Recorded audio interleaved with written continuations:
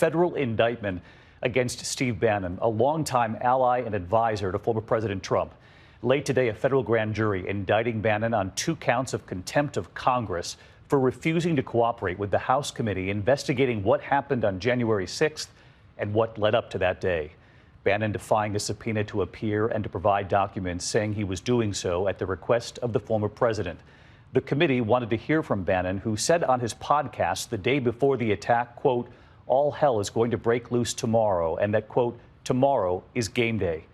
It, of course, was the next day, the attack at the Capitol, and as part of it, rioters could be heard yelling, "Hang Mike Pence."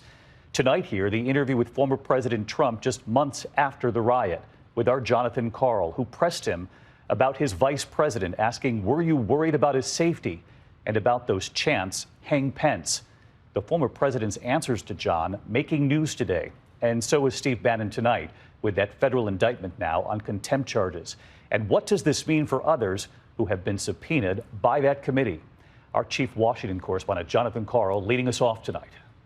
The federal grand jury indicted Steve Bannon tonight for defying a subpoena from the congressional committee investigating the January 6th riot. Bannon is a central figure in the investigation. The resolution holding him in contempt of Congress pointed to his own words on his podcast the day before the riot. All hell is going to break loose tomorrow.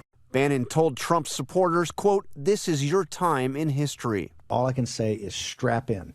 You have made this happen, and tomorrow it's game day. Bannon says he is refusing to cooperate at the direction of former President Trump. He's not the only one defying a congressional subpoena.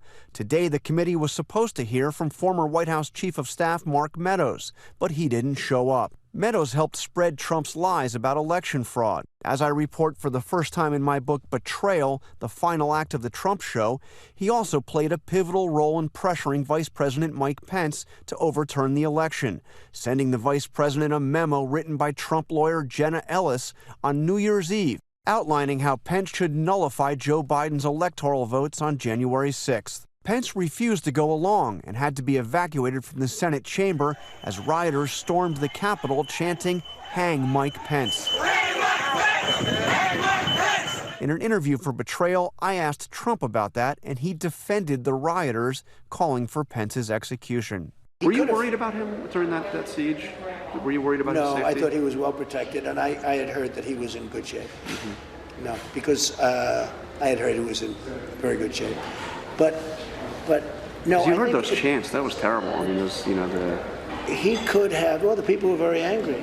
They were saying, "Hang Mike Pence." Because it's common sense, John. It's common sense that you're supposed to protect. How can you, if you know a vote is fraudulent, right?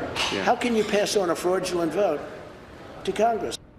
So let's bring in Jonathan Karl back with us tonight, live in Washington. And John, we also learned late today Steve Bannon expected to surrender to authorities on Monday. And of course, what now for others who've been subpoenaed by that committee? So many of the former president's former aides and allies.